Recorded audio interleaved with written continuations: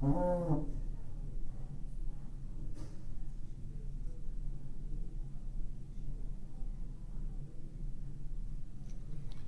what's up, guys?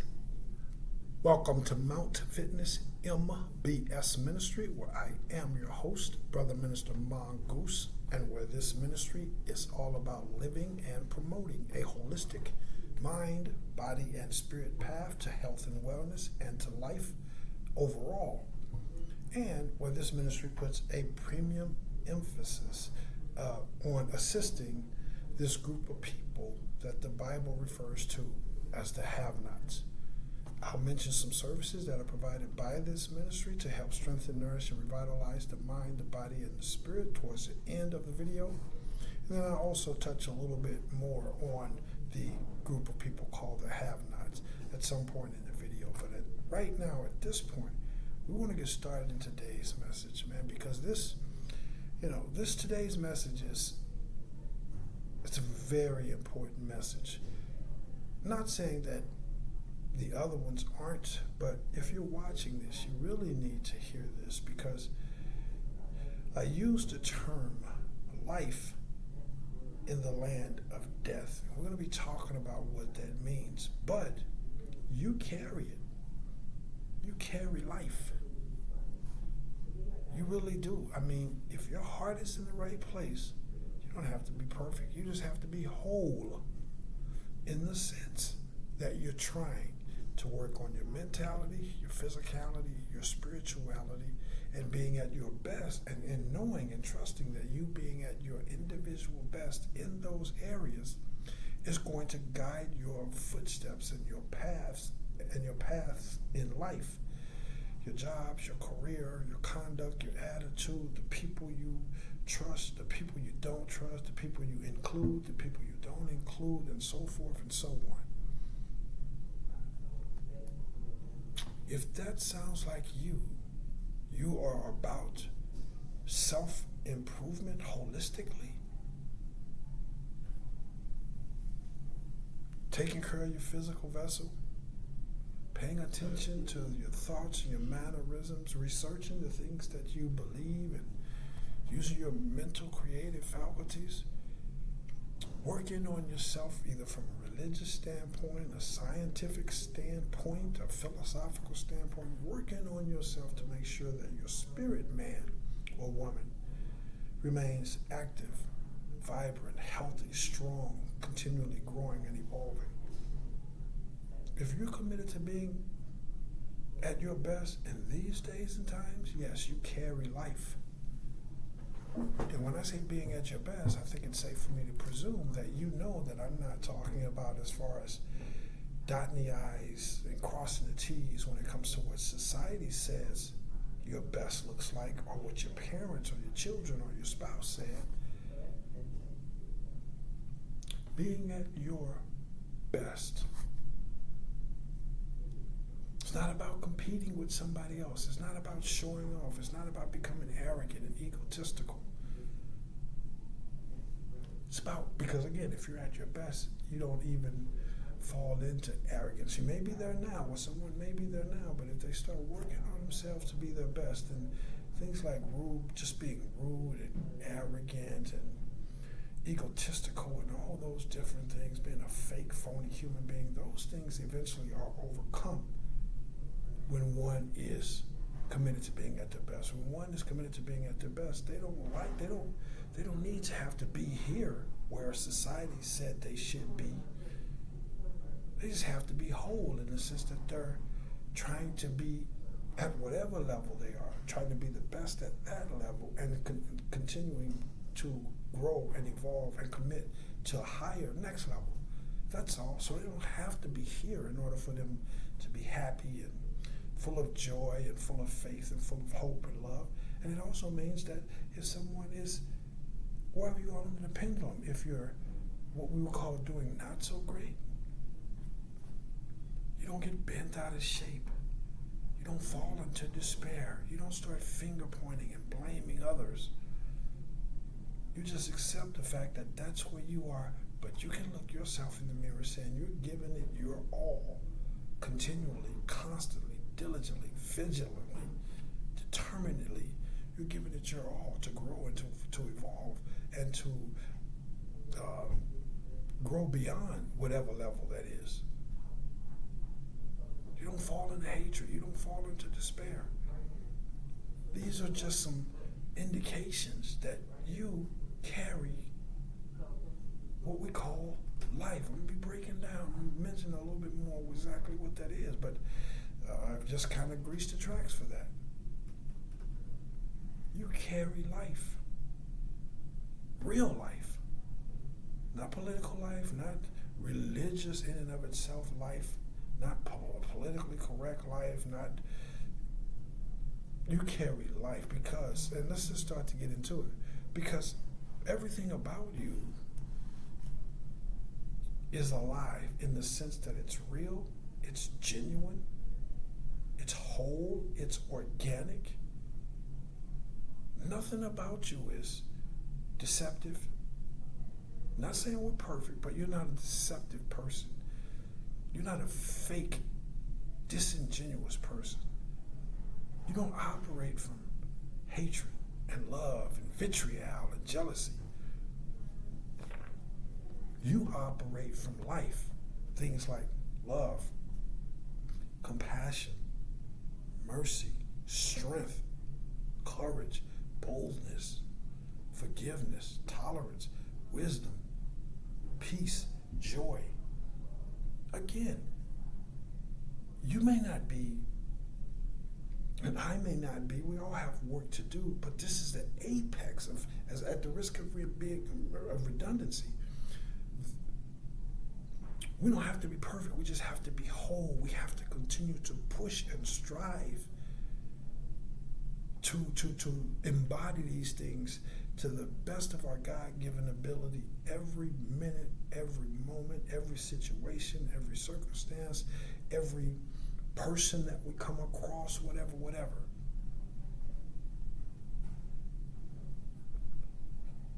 If you're out there and you can look yourself in the mirror and say, hey man, look, if I got some flaws, and we all do, I'm man enough, I'm woman enough to face that and to take responsibility and accountability for it and address it. I don't sweep it under the rug. I don't blame it on somebody else. I look myself straight in the mirror and say, man, I got to do better. I got to pray about this. I got to trust God on this. I got to work on this. I got to double down and work even harder on this. Things like that, these things is what life is all about. You carry harmony. You're about harmony. We all have our moments, we all have our days, but at the core of you, this is how you operate. This is the apex in which you operate. And when you have minutes and moments and situations and circumstances, perhaps even entire seasons, where you're not meeting the bar, if you will. You took your foot off the gas and you wasn't operating with vigilance and whatever it was. When you go through those seasons or moment or encounter with someone individually, you are man enough and woman enough to look yourself in the eye or allow the Holy Spirit to convict you and say, you know what, that's less than what God has created me to be. Whatever God means to you. That's less than that. And I'm looking forward to the opportunity to redeem myself with the next situation, with the next person. And if I see that person again, I'm willing to do what it takes to try and make that situation right. To apologize, to take accountability for it. All of these things are just different embodiments of what you carry. And that's life. In a day and time where the overwhelming majority of people are operating from a template that's diametrically opposed to that. We don't have to look very far. If we're totally honest, we know, hey man, it could be our spouse. Could be your spouse, could be your mom, could be your dad, could be your best friend. Could be your pastor, your minister, your imam.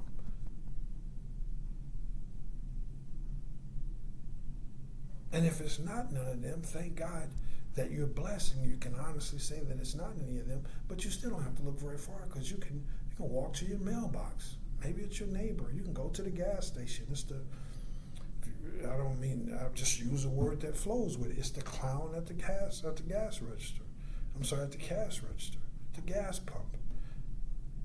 Most people are living from a template, from a soul set that's diametrically opposed to self-accountability, self-reflection, self-improvement in all areas of life, mentally, physically, and spiritually. Most people, no. That's not how most people are living. You know it, I know it, and they know it. That's death. That's death. That's a spiritual death. When you're not working on everything that's about you, your mind, your body, and your spirit, that's a form of death, and it's just a matter of time before, if you settle for mediocrity or if you neglect your physical vessel, it's just like you may be going to church all the time. You may be sharp mentally. You can recall. You can focus. You have enormous mental creative powers. But if you're neglecting your vessel, your physical vessel, that's a prime example of all it takes is one bad apple to ripen the whole batch. Because eventually, you neglecting your physical self, or if it's your mental self, you got things you need to work on. You steady blaming others and your attitude, you ain't addressed that or nothing. It could be your mental self, it could be your spiritual self. The point is, if you neglect either part of you, it's just a matter of time before that one apple causes the whole bushel to become impacted. And I'll just settle for mediocrity here. It's okay for me to just barely get by. It's okay for me to, hey, that's how I am. They should have cut me off in traffic. Whatever the case may be. That's death.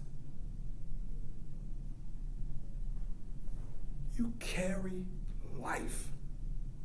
Those of you out there, that you can see someone that's not, we'll use the word evolved, maybe not as evolved mentally, spiritually, maybe they're not in physical fitness, shape or whatever. You can look at them and have mercy, have compassion, have empathy, have a word of encouragement. That's life. Death is the person that looks at them and judges them, that mocks them, that refuses to help them, that have nothing kind to say about them. Well, that's what they get. They need to get to the gym. That's what they get. They should go to church. That's why they like that. That's why they get. They don't work on their mental self. That's death. That's a spiritual death, and we all know that everything physical is first born out of the spiritual. So if it's spiritual death, then it's just a matter of time, as I mentioned, before it engulfs the entirety of that person.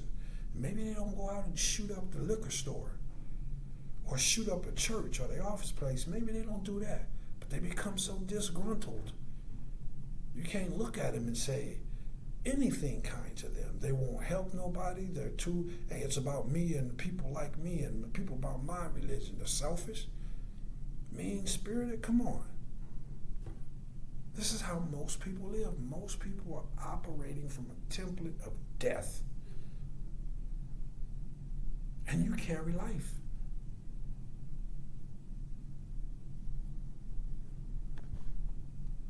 No, we don't judge anybody. We don't hold that against them. All we can do is be the light, be the beacon that we can be, as humbly, as compassionately, as thoughtfully as we can. But again, unfortunately, most people that are carrying that death, they are offended by that light. They become like the movies, that all the different movies, and we ain't gonna get into movies and television, because that's exact what television has always been about, telling a vision. We ain't gonna get into predictive programming. We ain't gonna get into that, because I'll save that for a different message. But we're talking branch of this ministry, which is philosophical consultative services. I'll mention that in a minute. That's a philosophical point of view on these things. But the nuts and bolts truth is, you see how mean people are. You see how disingenuous most people are, how fake they are, how jealous they are, how competitive they are. When you walk in the room, they demand, hey, you better make me feel good or I will make you feel awful. That's death.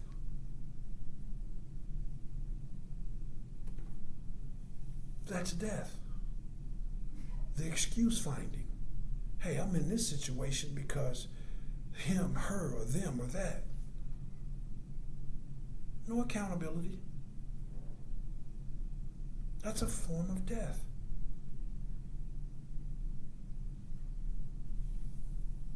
And again, most people have become the very death that they once despised. Arrogance, jealousy, prejudgment, excuse making. Death has consumed them, and you have light.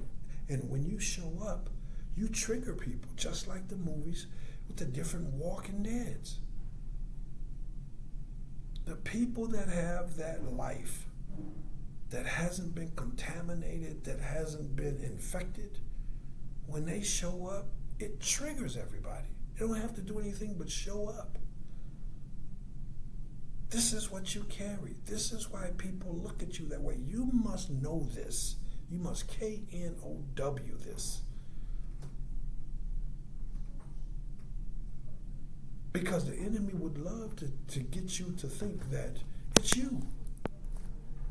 You've heard the saying about the duck. If everybody says it's a duck, if it quacks like a duck, that's what they want you to believe about you. They know it's only a few of us on this planet, collectively speaking. There may be several million of us. There may be 1 billion of us, but what's 1 billion out of 8 billion? There's not very many of us out there. And they know that because they see the toxicity and they know that that's what they have been engulfed by.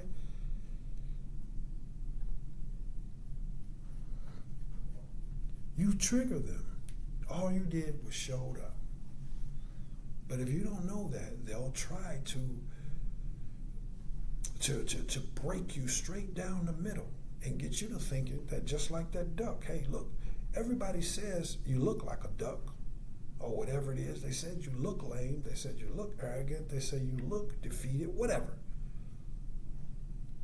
Everybody's saying that you look like a duck. They said you quack like, everybody telling you that you quack like a duck. They treat you in these kind of ways.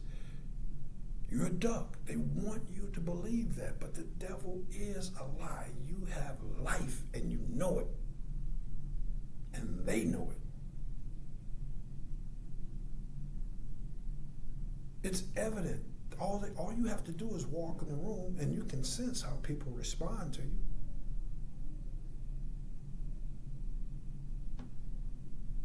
The fiery darts come out by the overwhelming majority of people. And you walked in there upbeat, all the things that you carry, love, enthusiasm, gratefulness for being alive, and humbleness, the seeking to spread this and to aid and assist someone, whether it's financially, a word of encouragement, a piece of information, whatever. This is what you walked in carrying, and a lot more, I can't even do it fast enough, a lot more immediate than instantly. This is how you trigger people, because you carry life in the land of the dead. And when I say the land of the dead, I'm talking about mankind, so-called humanity. It's not just in America. People are engulfed by toxicity and narcissism throughout the planet, and there's only a few of us left standing. You have to KNOW that. Don't let them convince you that you're a duck, because they all say you're a duck, or most people say you're a duck. Oh, look at how much weight she's got to lose. She's got no self-esteem. She's got no dignity. He's got no self-dignity. The devil is a lie. It's the dead people that want to enforce that, want to shove that down your throat and hope that you accept it. Because what have they done then? They've gotten you to turn down, to self-extinguish the life that you have, the God life that you have in you. Now I got to speed this up, guys.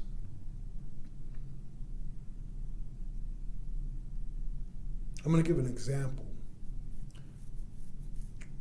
Well, first let me talk about heaven and earth. And again, we don't want to get into the deep spiritual teachings on this. You can reach out. The email link will always be down there. You can reach out if you have any questions. But the ancient Tibetan monks, the Gnostics, those who actually predate the Christian religion, or those who had a whole different view of Christianity, the original Christianity. From those two kinds of people to mystics, to shamans, to sages, there's this belief, there's these teachings that heaven and hell both begin on earth. It's not something you experience when you die. I'm going to be a little bit over the 30 minutes, guys. There are whole civilizations, whole generations of people and teachers and philosophers, mystics and religious participants who way back in the day, there was this notion, and it's still prevalent today, but most everybody is inside the box nowadays, but these teachings yet exist to this current day. But the truth of the matter is that heaven and hell began right here on earth. You don't have to die to go there. In fact, death doesn't bring one's life to an end. We already know that. Death just opens the door to a higher form of life that one cannot perceive in their current state. And so the benefits and or the ramifications of hell that starts on earth, it's just increased when one walks through this thing that we call death, physical death. It's just increased. But it's born right here on earth with our actions, our deeds, our thoughts, our intentions, our refusal to grow and accept our mistakes and evolve, or our commitment to accepting our mistakes as we grow and evolve. Heaven and earth. Heaven and hell began on earth. This is why you can see somebody that no matter what, they got their problems, they got their issues, but you don't see them walking around trying to tear people down. You don't see them walking around mean-spirited, bitter, disgruntled. They got the problems and challenges just like everyone else. In fact, they may have even more problems and challenges just as a result of them seeking to continue to hold on to life in the land of the dead.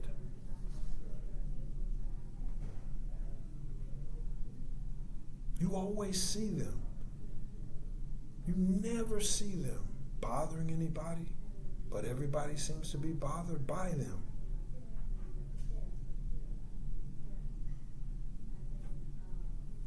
That person, those people are experiencing heaven on earth, despite the challenges, the mockery, the shame, and the ridicule, the mistakes, and all that different stuff. They're experiencing heaven on earth. Because at the end of the day, you can look at yourself and know that you're giving it your best, and that's going to give you a peace that the guy in the mansion or the guy sleeping on the street corner who can't look themselves in the mirror and say they're giving it their best. They could never have that. They could never have that. Because life is life and death is death. I'm going to get out of here with an example about heaven and hell. But I want to preference this story with the fact that you have to be very discerning when it comes to the life that God, His Spirit, has within you. You have to be discerning with who you share it with. You really do. You can't be sharing it with everybody. We can go back to the walking zombie movies. When they let the wrong person in that house, what happens? When they let the wrong person become their friend and all of this different stuff, get too close to them, what happens? You have to be discerning.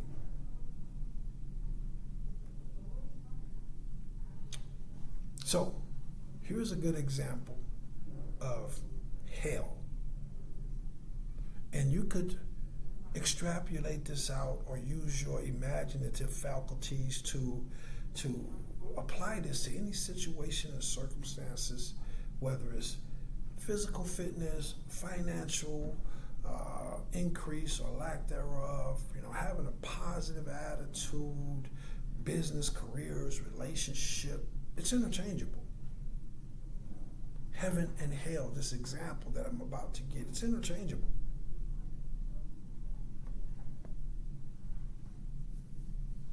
So hell, give you share a philosophical story with you guys. I got to speed this up. Hell, a man or woman was once given a vision of hell.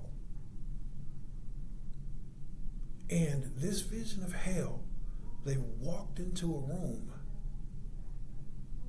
and they saw a whole bunch of people sitting around this big, giant bowl. And the bowl was round and it was deep. And these people, and the bowl had food at the bottom of it. And these people were hungry, starving for that food. And they were given long spoons to reach all the way down in the bottom of it.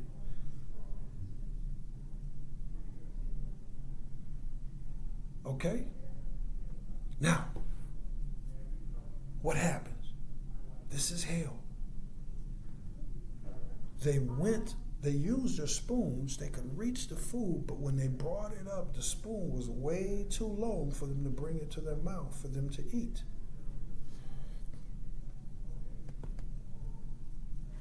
And they sat there, and they sat there,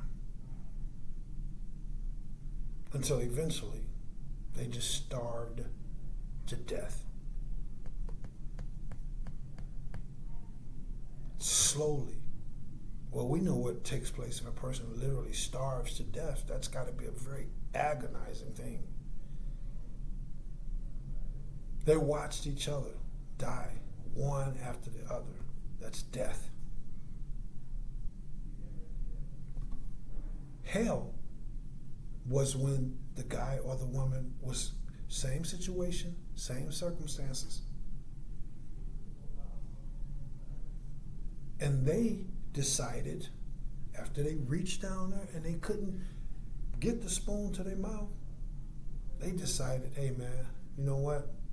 I'm watching everybody come close to dying. Somebody said, you know what? Hey, see the mistakes, the setbacks, the talking, the shaming, the ridicule, all the things that you've suffered.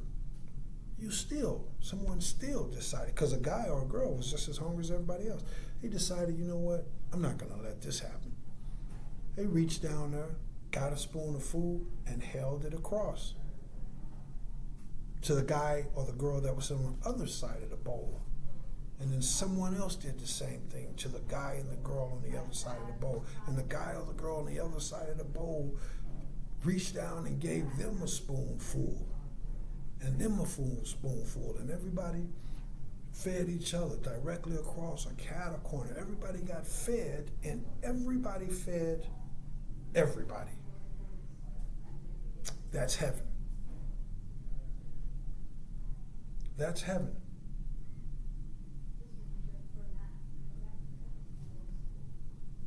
Take 3 seconds and let that land. A very painful, a very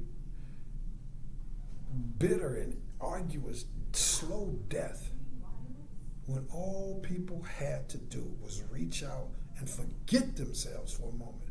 Like my mom and dad used to always tell us, you forget yourself, young man. May peace and blessings be upon my mom and dad. You forget yourself, young man. This ain't got nothing to do with you. This is bigger than you. Get the job done regardless of what you feel like, what you're going through, whatever. Forget yourself. That's life. That's life. Now, I got to get out of here. Let's talk about why you have to be discerning, because the flip side of that story, or the other outcome of that story, was people, some weren't discerning. There's that third part of the story. Why you have to be discerning is that you've suffered loss, pain, setback. Let me preface this, as I always do, by saying you and I, we've made our fair share of mistakes. We're not saying that we haven't. We're admitting up front that we have. But you've also suffered disrespect, disloyalty, betrayal, pain, suffering, as a result of you not being discerning and trusting the wrong person, the wrong people. You've been burned quite a bit because you haven't used that discernment, or you had to learn how to use that discernment. The flip side of that story is the guy walked in, or the girl walked in, they see everybody same scenario, and some of the guys or girls sitting around the bowl dipped their spoon down there and fed the guy across from them. And they noticed there wasn't no spoon coming back. They fed him again. They fed him again. They fed him again. And the guy across from them, or the girl across from them, then took their spoon and beat them. The other guy that had been feeding, then beat them in the head with it. Turned it around and from the other end and poked their eyes out with it. So the life that you carry, the food that's in the bottom of that bowl, you have to be discerning. This is what I got for you guys. Again, I got to get out of here. I'm at 35 minutes. Listen, the services consist of philosophical counseling, youth and young adult mentoring and counseling, a variety of clean-hearted spiritual teachings and practices, and of course, certified physical fitness training. It's for all ages. It's age appropriate. If you have any questions, or if you'd like to schedule your initial evaluation and your initial consultation and evaluation, reach out, hit me up by way of the email link down in the description box. Remember, guys, this is a holistic mind, body, and spirit ministry that prioritizes helping those who need it the most. We help everybody, but just like going to the doctor, who do you think the doctor's going to prioritize? The guy that fell off his bicycle or the guy that fell off of his rooftop? So we prioritize this group of people, and that group of people consists of all the have-nots. Those are the have-nots when it comes to finances, resources, housing, education, equal opportunity, fairness, and justice, but also those who are without love, who are the have-nots when it comes to peace, who are the have-nots when it comes to joy, who are the have-nots when it comes to a sense of fulfillment and purpose in life. All of the have-nots are prioritized first by this ministry. Now, if that sounds like you, or if that mission of this ministry resonates with you, then I humbly request that you do the absolute best that you can to support this ministry in whatever way that you can. Here are some ways that's right off the bat that I'll put forth. Be sure to like, share, and subscribe. Turn on the bell icon for notifications. Investigate and or actually utilize the services. And there's a Cash App link down in the description box if the Holy Spirit moves you to make a monetary donation in any amount. Also, guys, you can plant a seed by simply sending me a word of encouragement. Remember, we're in this together. There's not a lot of us out here. So I'll get out of here on that, guys. I want to thank you in advance for your love and your support, your continued generosity and kindness, your attention, all that good stuff. For every good seed that you plant into this ministry, may it be multiplied back to you. Even for some 5, for some 10, for some even 100 or 1,000 fold, according to His will and His riches in heaven. Receive it by faith as I continue to receive by faith your continued love and support, all that good stuff. And go out there and know that you carry life. It's not you. It's not you that's dysfunctional. It's not you that's full of jealousy and hatred and greed. It's not you that you carry life. Most people are dead. They're dead. They're carrying that death. You know it when you see it. All of the negative, toxic energy, and they're quick to, just like the movies, The Walking Dead, they're quick to attack you. Why don't they just let you be? Because they can't. You have life. They have death, and they need that life. They're triggered. All of those who won't take responsibility, who won't research, who won't study, who won't pray, who won't work on themselves, who won't be honest with themselves about the kind of person that they are, that's death. You carry life in the land of death. Don't let them trick you into thinking that you're, again, to use that metaphor, you're that duck, or there's something wrong with you. Everybody say that there's something wrong with you. Nobody likes you. You need to change yourself. You need to try to fit in more. You need to be more humble. You need to be more compassionate, whatever. Don't let them fool you. You carry life in the land of the dead. Reach out if this ministry can be of assistance to you in any way, mind, body, or spirit. And this is what I got for you guys. Listen, I love you all. Thanks again. I'll see you in the next one. And yes, I am Brother Minister Mongoose. And yes, I will holla back. Peace.